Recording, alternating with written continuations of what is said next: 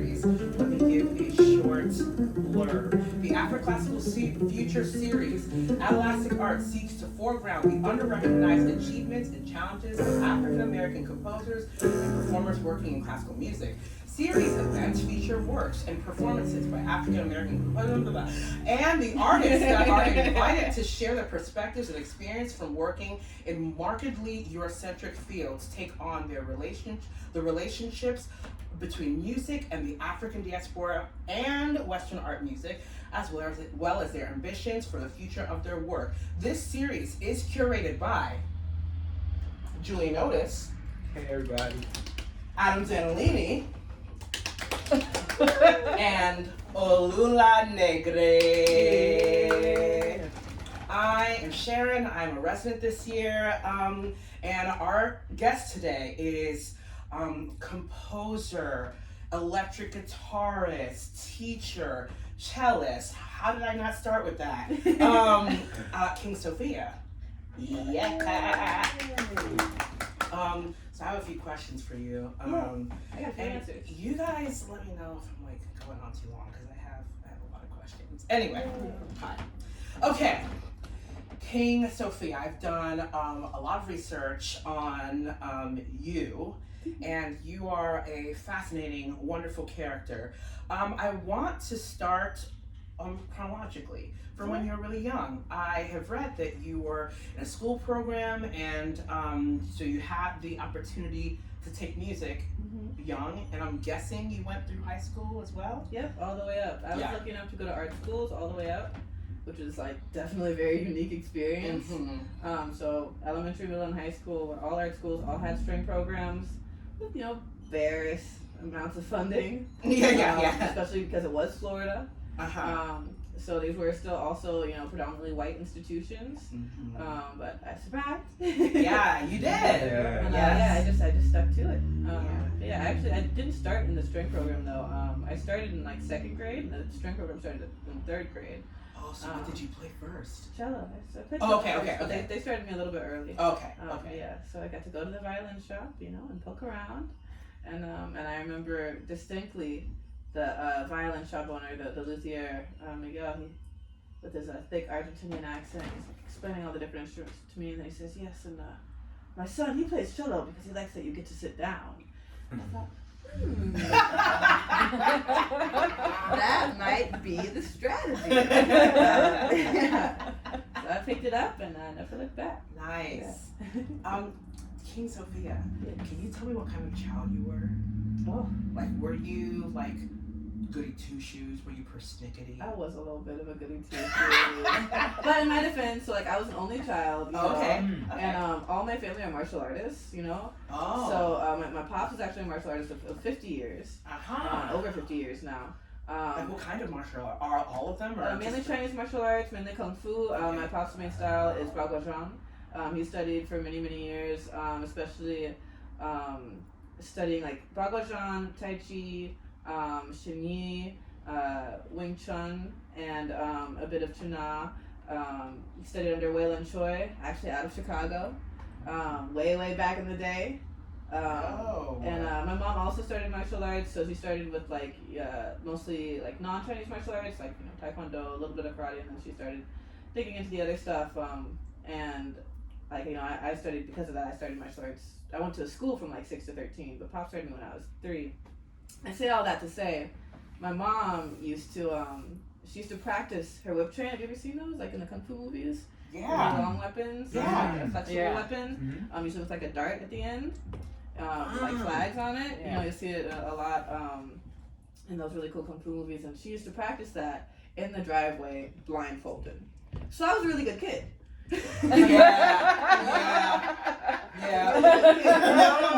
Understood. Message received.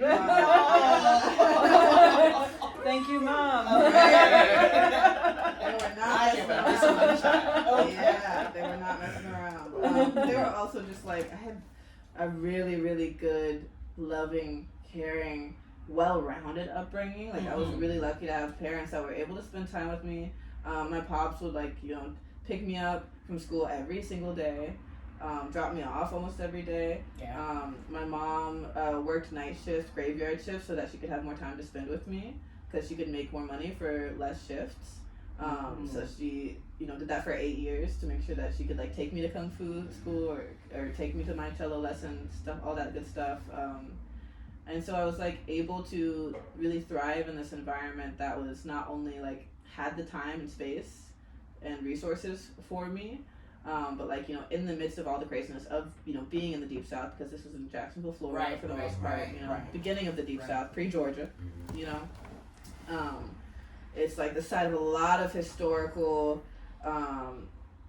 really mass injustices. Yes, the Axe Handle Saturday happened there, which was like a massive race riot where white people got like axe handles and bats to just beat anything black. And like still Confederate flag territory, still a lot of schools named after Confederate veterans. And it's like really deep messed up history there, and it's also just Florida, so they don't want us learning about black folks, frankly. Right, yeah. Learning about real history. But my pops always, especially, like made sure to take the time to like introduce me to black history, black music, all of that stuff, and like basically everything I wasn't getting taught in school. So then that's a great segue into my next question. So then you went to music school. So you're coming from your dad teaching you all these things about music for the purposes of like history, musical preservation, all these things, and then you go to school. Yeah. How? And you went to music school. Yeah. You went to music school. I did not go to music school. So I'm always curious with folks who went to music school, how your innate intuitive musicality as a black person, how you reckon that with this very classical white upbringing. How did you navigate that? And also, people usually have to do it at such a young age. Yeah. How was that for you? What was the experience like? Difficult, very challenging, very isolating. Yeah. And kind of makes you grow up fast, because you have to learn very quickly how to code switch. You have to learn very quickly that you're not going to be welcome in certain spaces, even though you need to be there, and it's your job to be there. And also, like, because these were art schools that, like, kind of had a bit of a reputation, for their programs. Like, the middle school had actually won a Grammy for its orchestra and band program. So there was, like, a pretty high, expectation for the way that you would engage in these classrooms with the work. We were not playing like kiddie music. We were playing Rimsky-Korsakov in high school. We're playing Russian Eastern Overture. We're playing Scheherazade. We're playing really deep works, and so there was a level of professionalism expected of us that kind of was at odds with the amount of bigotry that was so deeply rooted, not just from the classmates, other students, but from the teachers. I do remember distinctly having to have a conversation with my fully grown adult orchestra director who had 16 years of teaching experience, had his own kids, and I remember having me 16-year-old king having to have a full-on discussion about why, no, I'm not here because I was offended. I'm here because what the other kid said was offensive, and there's a difference. Yeah. And you have a responsibility here, Yeah. And those things, those types of grown folks conversations that black and brown kids have to learn about and have to have, especially when they kind of are expected to all right, button up, this is real work, and you're treated in many ways treated like an adult, with those levels of responsibility, but you're also kind of still treated as a kid because people don't want to take you seriously, especially being a brown or black kid, especially being a gender non-conforming black kid. It was hard to kind of figure out how to do that balance. And then also I loved the music that I grew up with. I loved classical music, I really did, but I also loved funk and soul and R&B, neo soul, jazz. That was what I was raised on. And so I didn't get a chance to really explore that while I was in school, in grade school anyway. It was just at home, and I would be writing songs, and I would be singing all the time. I didn't get a chance to really put a whole lot of time into those things or get lessons on that stuff, because the structures weren't really there for that. You know, I don't want to be in choir and just do all of this stuff. Oh my god. I did choir for like a year in college to avoid playing an orchestra. Yeah. That was it. I don't want to sing that stuff. I wanted to sing music that I liked. Yeah. And We so I gotta still. trade shenanigans about how you got out of orchestra, because I know how I got out of it. Oh yeah. I got out of orchestra. I know how I I got out because they couldn't say no to me by then. You know, they knew I was ready to sound the alarm if I felt things were not correct. You know, because I already had several times. I'm happy to blow any whistles that need to be blown. And they did not want that heat. You want this smoke. I know you don't. I know you don't. So don't make me sit in the orchestra when y'all are all not coming correct. Yeah, no, it was a crazy time. And then like going to college, that was really, I think, when you started to feel that pull, at least for me, you know, because like, you know, if I'm studying cello, I got my bachelor's degree in cello performance. That's obviously going to be like straight up classical degree. There's really no way around it within the current school systems, even as jazz has been institutionalized more. And there are some schools like mine that had like contemporary music programs, which I was like, yeah, okay, whatever. Yeah. Like I appreciate the yeah. intent behind it, but like I want to learn music theory in depth. I want to learn my instrument in depth. You know, I don't want to just like sit in a class and learn about you know, different kinds of music from around the world. Yeah. Like, okay, why are we calling it ethnomusicology? It's just musicology, but Yeah. we're using it to categorize it from the default, which you consider white music to be. Right. You know, yeah. So that was really strange, though. I'm playing all this classical music, still listening to the music that I love and was raised on, trying to learn more about it, and connecting a lot with those ethnomusicology professors, the few black professors that were at, you know, this PWI, and trying to kind of find my way, and very quickly realizing too, frankly, that I really was not welcome in the classical sphere. Yeah.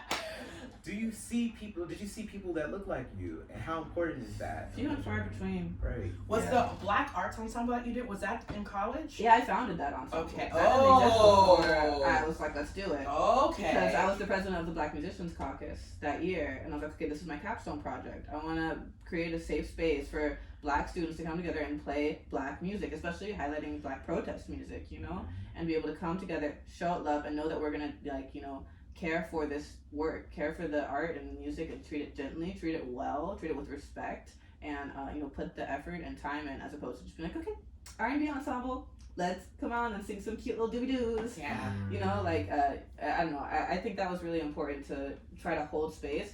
And it was funny because I remember being in that, like, org and seeing it kind of start to develop, and one of the huge things that people would say in terms of, like, the benefits of the organization was kids saying, I didn't know there were this many black kids at Frost. Mm-hmm. I thought it was like 3, you know, and that really was the vibe. I was almost always, you know, the only black kid in the room, if not one of maybe 2. Yeah. You know, I was, you know, for the most part, always the only black in the cello studio. You know, sometimes the only like out queer kid in the studio. That was pretty frequent too, and you know, also just being somebody that, you know, has a bunch of piercings, and have like 1 tattoo.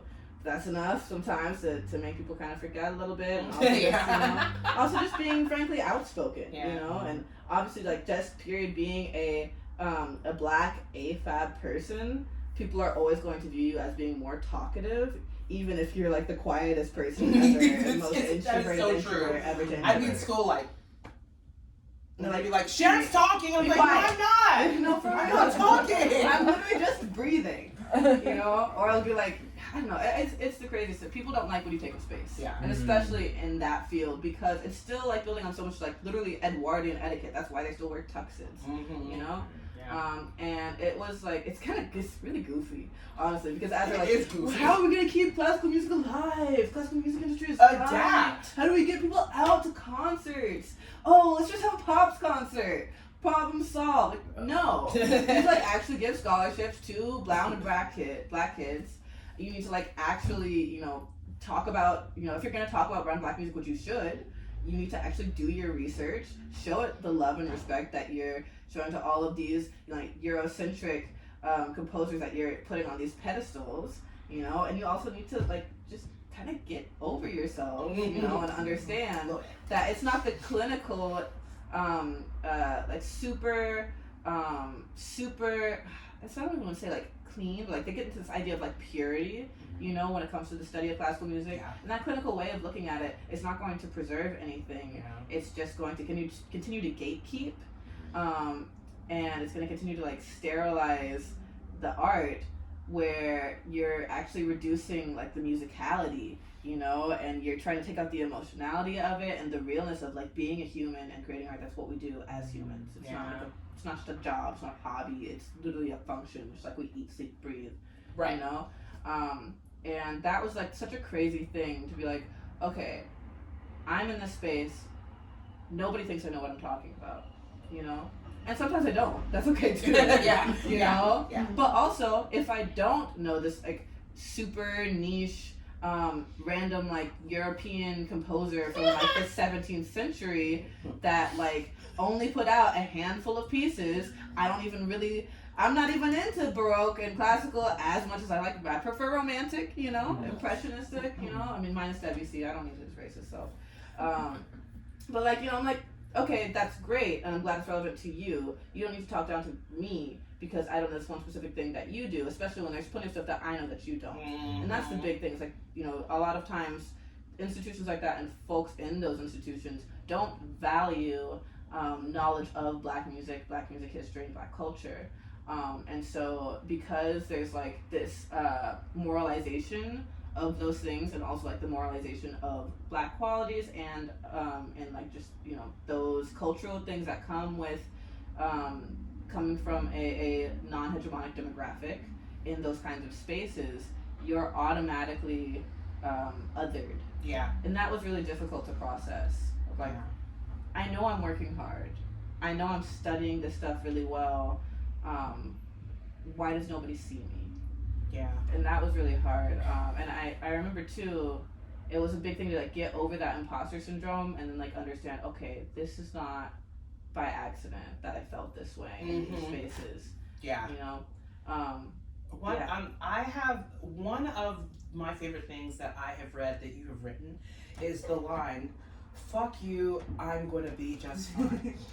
It is the first line of your Soul Groove affirmation. Yeah. Was it born out of this time, that song, or was it born out of a different time? Like, where was that born out of? Really kind of born around that time, and also around the time that I was like graduating from Frost, really starting to come into my own. I mean, I've been writing music since I was like 6 years old. Yeah. And that's always been like my greatest outlet. I really appreciate lyricism in other people's works. I think it has an astute value that's more than just like, okay, you have poetry and then you have sound. Like there's something to be said about like about text painting, you know, about the text like being related to the music that you're doing, and also just in general about like what you want to put out into the world. That's part of what I love Gil Scott-Heron's work so much. That's part of why I love the work of Janelle Monáe and Prince so much, you know. I have a question about Janelle Monáe later. We will come back to that. Yeah. But yeah, it's important to me, and like that as an affirmation, like it's still something that I use daily. Of like, you know, every once in a while I gotta hit myself with it, like, okay, fuck you, I'm gonna be just fine. You know, and I go through the whole thing. Fuck you, I'm gonna be just fine. I'm moving my own time. I'm building my own shrine to do what I want. So fuck your old confines. I'm bathing in star shine. I walk with the baseline right into the sun. You know, and that whole like section for me is like a mantra of remembering like that I don't have to move on anybody else's schedule, and that like I am going to be okay regardless of all this craziness that goes on, you know, because it is a lot. It's always an onslaught of things. It's, you know, it's the constant injustices that we're facing in the States and elsewhere. It's seeing all of these intersectional struggles, and oftentimes feeling powerless because all of these systems of oppression are like directly working against you at every turn, you know, and also just like trying to find and maintain our safe spaces, which are always under attack, you know, and to keep alive our culture, which is always, you know, also under attack, and at the threat of erasure. That's like my stake in the ground to hold on to, you know, like, especially like because, you know, expletives are powerful and we're taught that they're like dirty, and especially because of like there is this moralization as it's connected to brown and black and low income communities, of like they curse, they're foul mouthed, they're dirty, they're uncouth, uncivilized, you know. But like my parents, especially my mom, like cursed growing up a lot, you know. Yeah. And they're brilliant. My mom was 5 degrees. I really like You this. know? It's fun. It releases energy, like it's a somatic release. And it's like it's just as valid vocabulary as any other word, you know. Discombobulated and fuck are both valid words. No! You know? And they're both are useful. Yeah. Only fuck has more uses. You can use it as like a verb, a noun, an adverb, adjective, all kinds of stuff, you know? A pronoun if you really want to, I guess. But yeah, so yeah, that was birthed out of me needing something to hold on to, Yeah. you know, and be like, you know, okay, all of this craziness, all I want to say oftentimes is, frankly, fuck you. Yeah. Yeah. I'm gonna be just I'm fine. yeah. Yeah. You know, and it's that outward, like putting that protective barrier out, and then turning inward and showing self-love, Mhm. and it's that circular motion that is, I think, often what keeps us, frankly, keeps us alive. Yeah. You know, as creatives that are always under attack, always trying to be boxed in or broken down. Yeah, you gotta have something. That was my something. Yeah. So you just talked about like boxing in, and I wanted to switch that to reaching out. You're quite a collaborator, King Sophia. From dance to classical to all over the place to galactic hues, Everwild. What is your favorite part about collaborating? Is it self-exploration? Is it horizon building? Is it community? What does collaboration do for you as a musician? That's a really good question. Yeah. Sometimes, and real quick, sometimes I like. I also like to see musicians collaborate because it can tell you about the musician. It's kind of unintuitive, but it's like I can know who you are by how you relate to that other person. Yeah. Yeah. No, that makes an abundance. So of yeah, sense. sorry. So No, yeah, you're what's your good. favorite part about collaborating? I think really it's just like giving me the chance to explore, you know, and every time you collaborate, there is so much potential for learning. Yeah.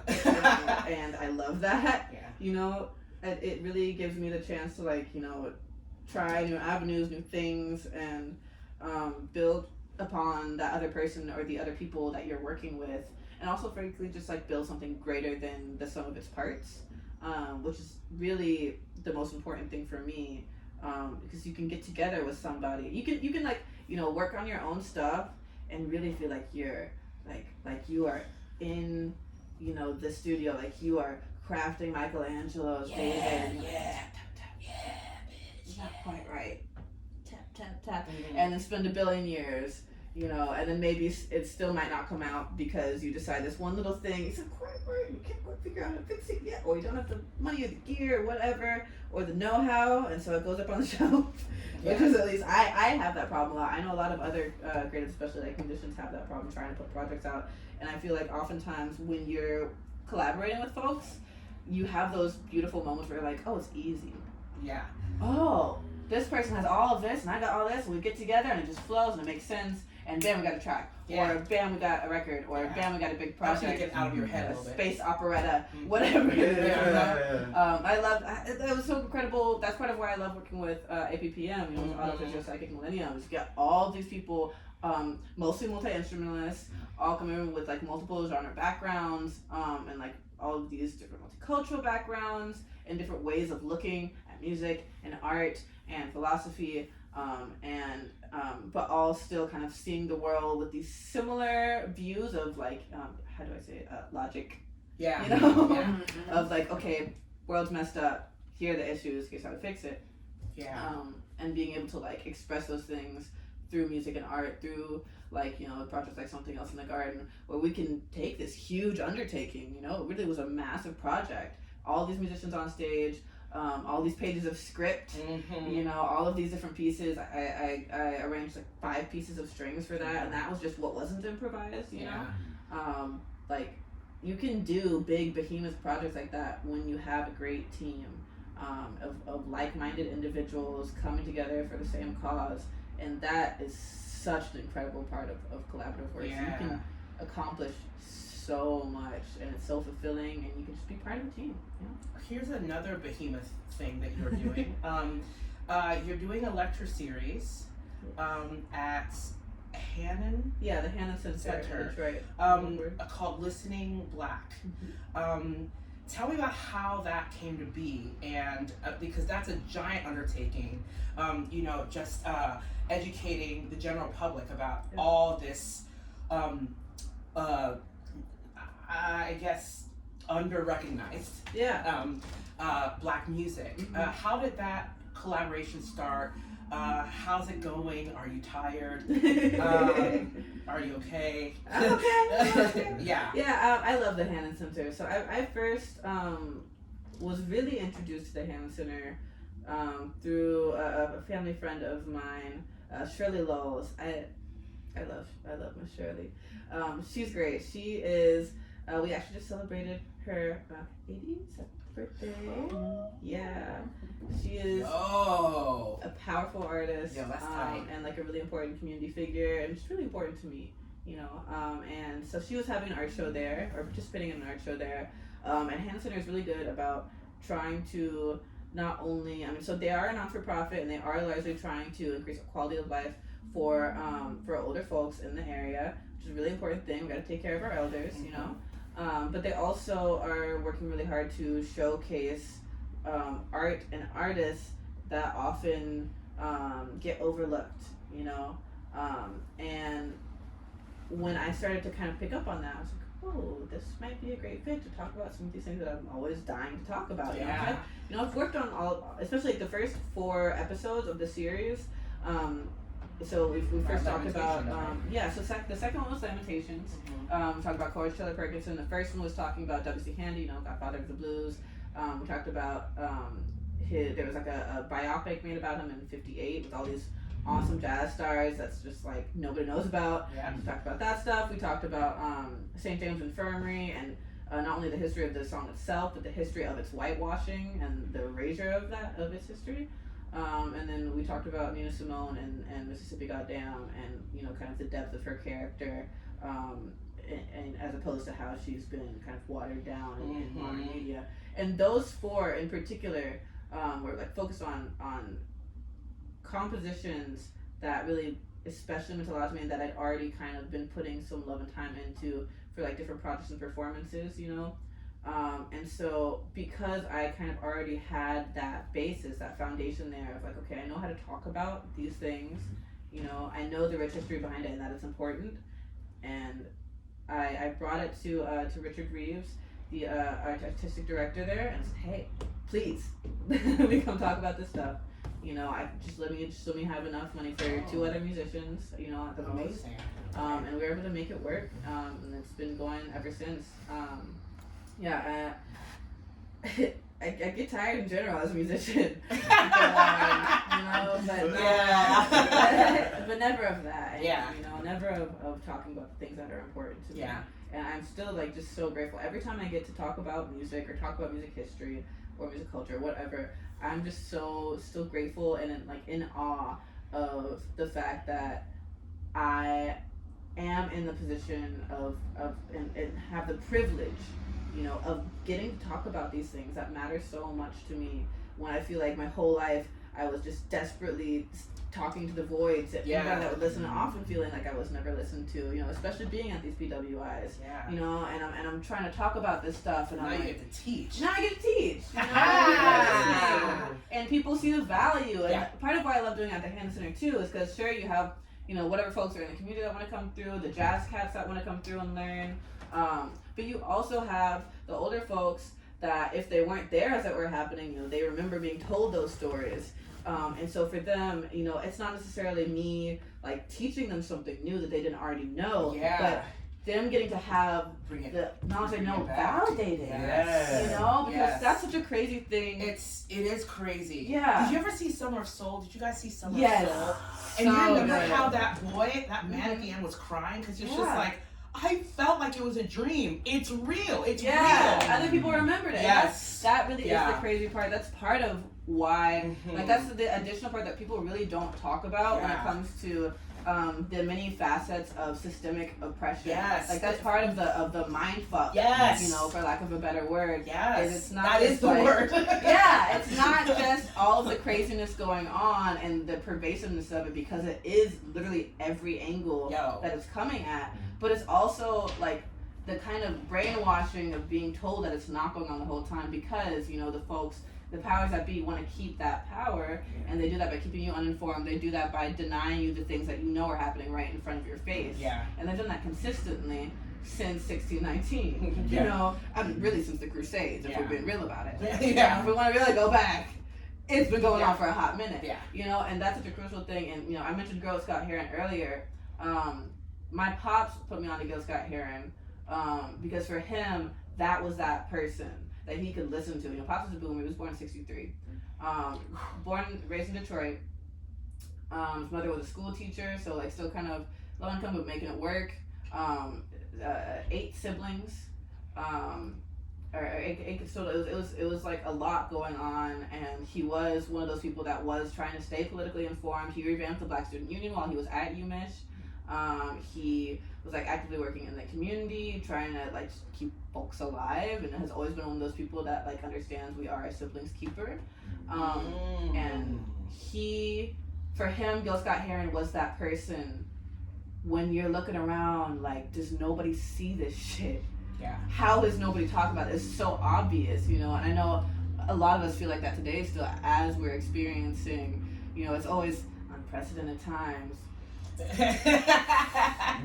That's one of the greatest myths of all. Yeah. Because there is plenty We of precedent for all of this. Been here. Yeah, we've been here. But for him, Gil Scott Heron was that person that he could be like, oh my God, somebody else is talking about this, you know, with works like Alien that was talking about all of the trials and tribulations faced by illegal immigrants just trying to survive, undocumented immigrants.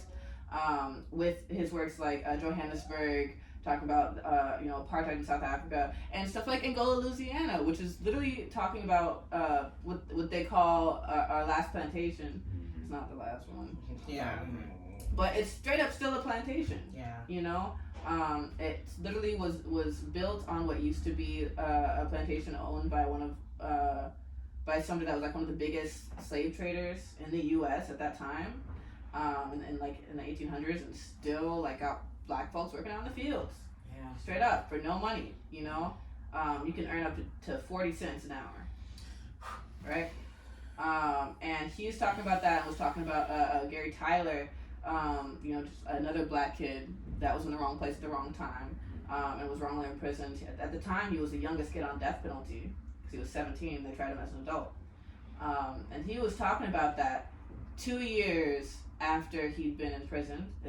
Gary Tyler's mom had actually reached out to Gil Scott Heron. He says that in the song, and it's crazy because that happened in, what was it, 73, I want to say, around that time period. Gary Tyler wasn't released till 2016. Dang. So this is far-reaching stuff. Yeah. He was always ahead of his time. That's the kind of stuff where, like, when you experience that happening in real time, and I can only imagine what it was like then, Yeah. having even less access, less resources, less safety. Information traveled just so much slower. And with so much better gatekeep. Mm-hmm. I can only imagine how difficult it and demoralizing, really, it must be to go through events like that and feel like you're losing your mind. Yeah. You know, Yeah. because you don't have a community network that you can talk about that stuff with and process it with, vent about it with, plan and organize with, you know, and you know, the civil rights movement, we like to talk about it as like one big,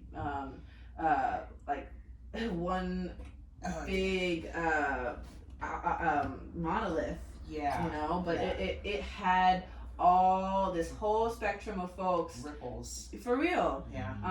And those things, like, even then there weren't, you know, you weren't always necessarily going to be in a room with folks that really got it. Yeah. You know, that Right. really saw the world as it was and saw how things ought to be. Yeah. And so I feel like for those folks, I feel really like so much gratitude that they would even allow me, you know, as a youngster, Yeah. as a wee whippersnapper, you know, to come in and talk about the stuff that they know and they were there for. They saw it happen in real life. Yeah. I think what I love about that series and watching you teach that series is the fact is, you know, you can do a lot of this, but then you're like, oh, and it sounds like this. And I'm like, yeah. It's really nice to be able to like, and then be like, oh, and watch my skill. And I like that. Yeah. Thank you. It's an important connection to be made. I think Yeah. a lot of times, especially like in It's the dynamic. orchestras and stuff, you Yeah. know, and they're like, okay, we're gonna show that we're hip and Yeah. cool by playing Curtis Mayfield with this full symphony orchestra, and we'll bring in black folks to play the cool band instruments. Yes. And then we're gonna take 2 seconds to look at this music, not necessarily actually study the style or the history or talk Yeah. about it even. It sounds stale and stupid. Yeah, it's goofy. It's real goofy. Yeah, that Go is the word. backwards. And then they're also not talking about the history when they give the performance, and it's silly too because you also you get those folks that are like, you gotta separate the art from the artist. You gotta separate the art from the artist. But then these are the same folks that'll be like, no, if you're going to play this specific Tchaikovsky piece, you need to know exactly where he was at in his depression. Come on now. Was it before or after he gave himself hypothermia trying to drown himself in the river after he was despondent about his unrequited love for his nephew? You know? Was it before or after? Right. Right. And they'll know that and value it and say, okay, this informs the music, which it does, they're right. But they want to dispel that for everything else. Yeah. They'll be like, no, I mean, is it really appropriation? But we like everything. Yeah. I like it. No, let's keep it. No, we don't really need to know about these black people's lives. Yeah. Whatever. They wrote music. Let's move past it. You talk about Gil Scott-Heron, Yeah. and I want to come back to someone who you talk about specifically old school Yeah. Janelle Monáe. Yeah. Tell me about and like specifically the way their gender representation at the beginning really it did wonders. Oh for me. my God. At that huge. time, I was in this like ragtime band, and they did it. It was everything. But Yeah. tell me what that. Tell me what Janelle in a tux dancing to tightrope did for you. Yeah, it wasn't quite my queer awakening because I saw Princess Jasmine and that was it. But it was the awakening of other people exist like this, Mm-hmm. and there are multiple ways to express myself. Also, being in the Deep South, it really wasn't a safe space. It wasn't a safe space just to be black and AFAB, much less visibly queer or gender non-conforming. I didn't come out till like my last year of high school, and then immediately it was slurs left and right. I had already been called the N-word plenty enough by these white kids, but now they had a new arsenal of things to throw out that they were just dying to try. Because there weren't a whole lot of out kids. We had a GSA, a tiny little GSA, because it was an art school, making it slightly more progressive. It was rough. And but hearing Janelle Monáe, seeing the way she expressed herself, and seeing her, treat gender as a plaything, Yes. as a performance tool, which it is. Yes. Gender's a performance. Gender is. I really like to think about gender like religion. Actually, it's like people have those that maybe they feel like they identify with one or more. Maybe none of them work for them. That's great. That's their business. I would, never want to. As long as you're not imposing it on somebody else, you should feel free to live your life and express yourself. Just none of them quite work for me. Yeah. And yeah, it was crazy to see that, but also, and this was the big thing, that was one of my major introductions to Afrofuturism. Uh-huh. You know? Yeah. And a newer exposure to it, a more modern exposure to it compared to like, Sun Ra and P-Funk, which like Parliament Funkadelic, I got into Sun Ra a little bit later on. Parliament Funkadelic was really the big eye opener for me when it came to Afrofuturism, was like seeing Mothership Connection, and all these people, and that was also a big thing too in terms of gender expression. Those crazy boots, makeup, those the outfits are insane. Oh my god, for real.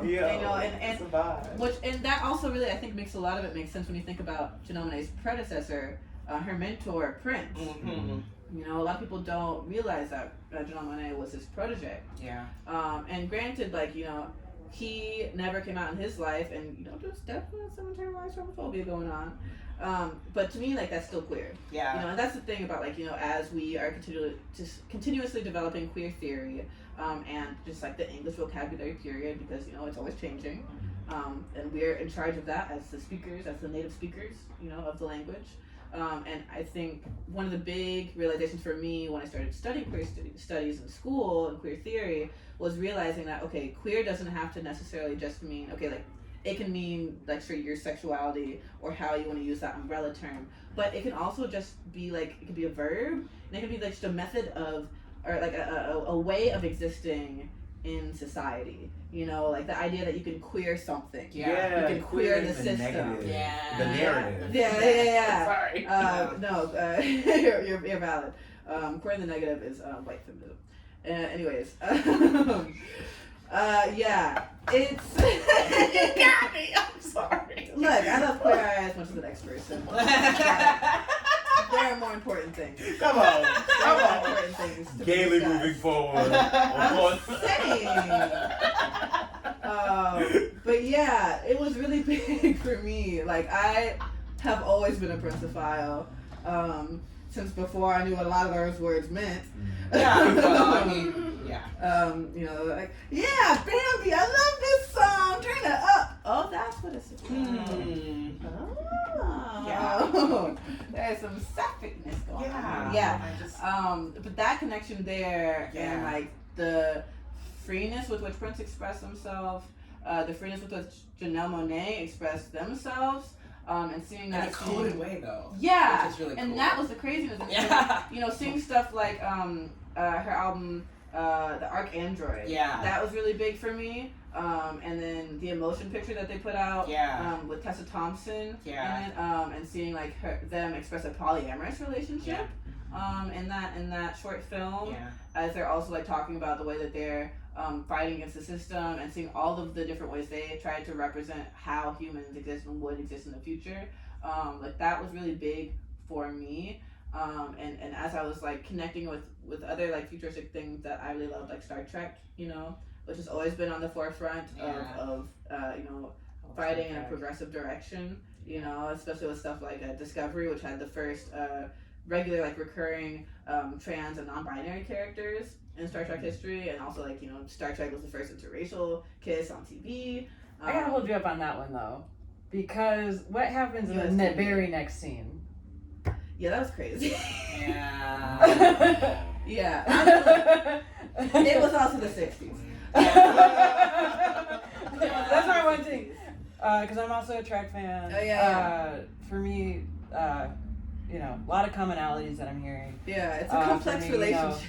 I not only did I see Princess Jasmine, I saw the bevy of people, and also Prince and David Bowie were how I learned that I was like queer, like and that like I could just like shift gender. Yeah. Also a big Trek head, but that's the one where like when people say first interracial kiss, I'm like, hold up, but he is whipping her in the next scene. Yeah. It was a rough. Okay. Zoom out though. Right, like that's a real one step forward, one step back. We just did the do-si-do for me on that one. I do have to give credit to to Nichelle Nichols though, and the character of Lieutenant Uhura, because as much as there were those complexities of it being in the 60s and still like trying to kind of fit in with the common societal norms of what you can show on TV, what stories you can have, what narratives you can have on TV, like Nichelle Nichols being one of the first Black women you could see on TV that was like not being a maid or a mammy. Like that was what I remember watching Whoopi Goldberg talk about that actually in an interview about like how she like called all of her family in the room because Star Trek was on, and all of a sudden she saw Lieutenant Nyota Uhura, you know, the first Black woman she'd ever seen on TV, that wasn't being a maid, being a slave, and like that role was huge. And so like the connection between her and Janelle Monáe is like a really big one for me. Yeah. Space Black woman, or you know, space non-binary AFAB folks, which I don't know her as gender. You know, I never met her, so I'm not gonna assume. I'm not gonna assume her gender. Maybe if we meet in the next couple centuries, I'll ask. Yeah. It's your gender. Okay, I have 2 more questions. Okay, second to last one. On your website, you have a statement that says, "Help King Sophia change the world." I would like to talk about change. You've mentioned, I heard in an interview that in the past 3 or 4 years, something that's changed for you is using the cello as a bass, or like the versatility of the cello for you. Mm-hmm. And using it as a bass instrument and a melodic instrument. Mm-hmm. What other ways are the biggest ways that you've changed in the last 3 or 4 years? That's a really good question. I think sonically, I've really expanded a lot, both in terms of like genre, also like in terms of what spaces I feel comfortable in, and just like I'm starting to own more, you know, my right to take up spaces, and also like, you know, exploring more of what I can do with the cello as well as my other instruments and my other ways of engaging with music and art. I've started sharing poetry out more, which is really cool, and kind of giving validation to that side of my creativity. I would say I've become a lot more comfortable also being, not just being like outspoken, but really like owning my queerness and my gender queerness and saying it with my chest. Like, yeah, no, I'm not a woman. You know, I'm a Black woman, but I'm not a woman. Mm-hmm. But sometimes I am, but even then I'm not. Yeah. Hope that works for you. Like owning that and be like, I don't care if you understand. Mm-hmm. Yeah. I don't care if it's confusing for you. I'm not. And also like the big thing too is like, I'm not gonna take the time to teach you how to be empathetic, and teach you like the basics of like world history. That big thing of like when somebody comes at me in a disrespectful, biased, bigoted way, you know, I'm gonna say my 2 cents about why I won't allow that, and then I'm done. I'll tell you who to read, you know, and maybe we can have a conversation after you do some research. But I'm not gonna do the work for you and spoon feed it. Like I that's been a big thing for me. You know, like I'll have these big, broader conversations. I'll give these lectures, have these talks with folks, where I am like talking about big concepts and introducing it in an educational way. You know, and that matters. But it's been a really freeing experience for me to get to the point where, like, no, I don't have to argue my right to existence in these spaces. I'm not going to have a conversation with you about Abraham Lincoln. You know, I remember having that discussion with the cellist in college too. And they're like, I'm talking about, like, yeah, Abraham Lincoln did not free the slaves. What are you talking about? Like, he didn't do it. It was 13th, 14th, and 15th Amendments, and also like slavery is still not over. You know, that's why they left that loophole in there, in Gold, Louisiana. And I remember this person being like, well, how much have you really read about Lincoln? And that's when I was like, oh, okay, this conversation's over. Yeah. Because I'm not going to sit here and try to prove to you that I'm well-read, or that I'm smart, or that I know what the hell I'm talking about, because automatically by you even saying that, you've indicated to me that even if I did prove it to you, you wouldn't care, you know, because you see yourself as the default authority on this stuff. Despite the fact that I've done all of this research, I'm not going to brag about it to you, and I'm not gonna get a pissing contest about who knows the most about history. Yeah. And I'm not going to be like bullied into backing down by folks that want to be like, oh well, you should be able to get along with people you don't agree with, kumbaya. Like, first of all, stop appropriating that. Like, I hate it.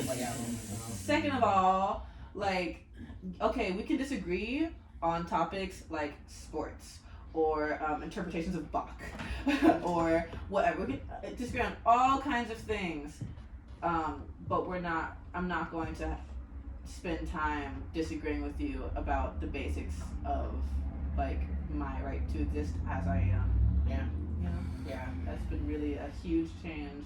That's been, I think, consistently developing, and just as I grew older and as I felt more empowered by folks like Janelle Monáe and Prince Stu and Gil Scott Heron, but like as I was seeing these folks step out more, own who they are, and just like be okay with people not being okay with it, even like it still hurts, you know. Like I want to make sure too that I say that also, like it still hurts to not be accepted, and to know that your life is always going to be that much harder because of the demographics that you're a part of, and like the constantness, like the consistency of those frustrations, it weighs on you. It's death of a million paper cuts. That's what microaggressions are, So the macroaggression, right. ain't nothing to sneeze at. Right. But it's been really liberating to come to my own more, especially with the name King. That also is like a kind of newer part of the way I express myself into the world. Yeah. Probably in about maybe the past 4 years or so. Of really starting to integrate that into the way that I introduce myself, and now like I do prefer to be referred to as King, like that's who I am. Yeah. And I'm not gonna argue with people about my name. Yeah. I'm not gonna. I've had plenty of times that people will try to say, oh, I don't agree, and no, you're a queen, you're an African queen. I'm like, I'm African. I'm a king though. Get my name right. Yeah. Or we don't need to have a conversation. Yeah. Because if I got your name wrong on purpose, you wouldn't like it. Yeah. That's the big thing, and it's a nice preface too, because if you've got a problem with my name, then I know we don't need to be having a conversation or working together. Yeah. Yeah. Mm-hmm. Last question. You are not only a Black musician. What else do you do? Sports, food, parents of plants, parents of pets, parents of people. What are you watching? What besides music is really doing it for you these days? Well, let's see. So, I still practice martial arts. I find so much like holistic healing in that. Mm-hmm. Not just because obviously exercise is important. It's a good way to keep moving. It's a good way to also practice body proprioception, which is really important to me, and mindfulness. I learned how to meditate as a kid from getting to do that in the Kung Fu school, and taking all of those self-preservation practices and exercises with me is something I'm really, really grateful for. So I still use that to ground myself a lot. I do have a couple puppies at home. Yeah. I actually just got 2 little baby puppies, 2 little beans. Wait, so how many do you? I have 3 total now. I went on a walk with 1 dog and I came back with 3. Wow. The neighbor had a full litter that they had to find homes for. Yo, okay. So I got 2 little 7. Ooh, you have a very exciting home life. Oh yeah. Jesus. Yeah, but I love it. Gonna have a little army at home. So, what you need. Yeah. Sometimes. Yeah. Sometimes it does take an army. But yeah, I love those little beans. I am very active in the community. I really hold a lot of importance for not just obviously you want folks to come to your shows, but if you want folks to come to your shows, you have to go to other people's shows. So I really love, that's part of why I love living in Detroit, and also I love being able to pop into Chicago, pop into New York, wherever. Is being able to see my friends work, see their projects, see their art, their performances. That is my favorite thing in the world, that I can just anytime, any Saturday, any day of the week you're there. Just okay, who's having a show today? Yeah. Which of my friends can I pop into and show some love to? And that's a really beautiful thing that I love. That's part of what brings a lot of joy to my life. And then also, like, poetry, I'm still writing. And I really enjoy that. It's a really great outlet, I think.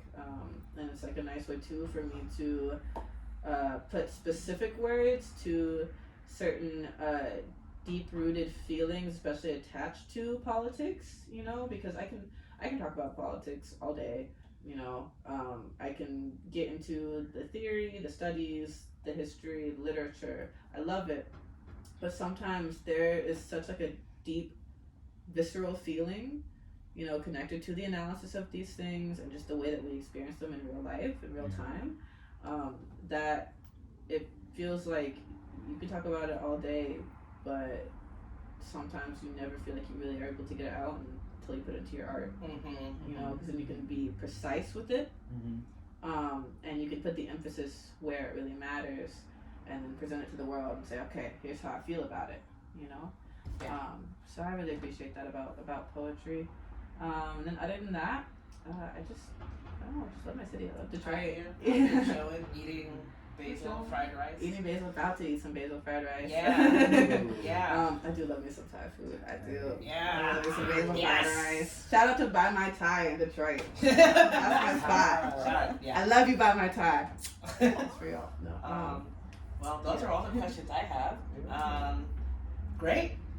Thank you, King Sophia. Do you want to talk about the piece a little bit? Yeah, well, yes, a little bit actually. But I actually lied. It's not my last question. You're actually going to be back here. Yes. On May 5th. May 5th. Yes. Here at Elastic for the next AfriClassical series. 4 p.m. 4 p.m. Don't miss it. Yeah. Be there or be square. Are you going to be performing that piece there? Yeah. Yes. So we're going to be, I'll be performing each movement of the piece and talking about them, talking about the history, about Coach Taylor Perkinson's life and legacy, talking about the Symphony for the New World, which was, of course, the first integrated symphony orchestra in the U.S., talking about Ronald Lipstone, who was the cellist that the piece was written for, and a really powerful cellist that's still around now, and talking about like the cultural importance of these Black folk songs and Black folk songs in general. And then lovely Julian and Oduah are going to improvise some folk songs based on the themes, and we're all going to come together too at the end for a beautiful culminating group improvisation based on all the different themes from the Lamentations, which is it's a Black folk song suite for solo cello. It's based on Black harmonies, Black melodies, Black culture. Some of the pieces are based on specific like Black hymns, like you have the Calvary Ostinato, which is based on the Negro spiritual Calvary. Some of them are just pulling on Black harmonies that were stemming from the way we sung Negro spirituals on plantations. The harmonies that weren't written down because the white folks that were documenting these things for their appropriation were like, it's improvised, so it must not matter. It's building on these really crucial, culturally important harmonies. And so we're going to be really exploring that, kind of breaking it apart, breaking it down, and talking about the cultural relevance, how it relates to folk song as it's continued through that steady thread of what we call like American music, which is all, of course, coming from Black and Indigenous music. And we're going to be just really digging in, and it's going to be a lovely time. Yeah. So be there. Yeah. May 5th, 4 p.m., KingSophiamusic.com. With a PH. PH, KNGSOPHIA music.com. ElasticArts.org. AfriClassical series. Use Google, use Instagram, find the information, be here. Anything else that you guys want to say?